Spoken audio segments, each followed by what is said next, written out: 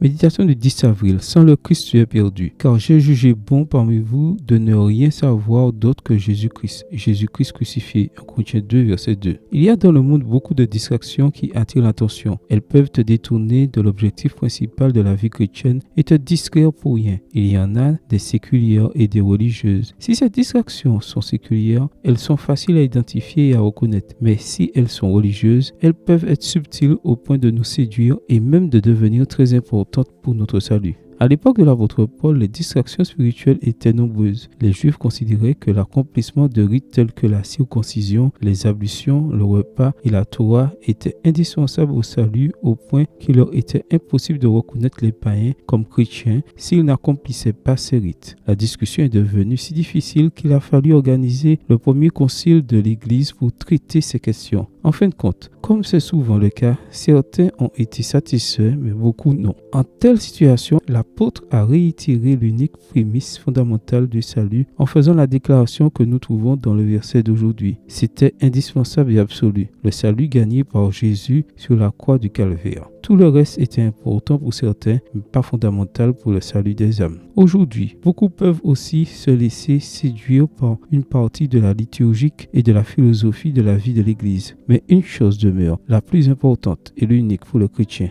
Reconnaître que Jésus est le Sauveur, que son sacrifice sur la croix a gagné le salut de ta vie. Tu peux avoir des coutumes ou suivre des règles qui te semblent importantes pour la vie de chrétien. Sans le Christ, tu es perdu. Que tu sois végétarien, carnivore, conservateur ou libéral, peu importe ce que tu penses ou pratiques, le salut ne vient qu'en acceptant Jésus. Profite dès aujourd'hui de ce salut gratuit, immérité et complet, car tout est par sa grâce. Amen. Bonne journée à vous et que le Seigneur vous bénisse.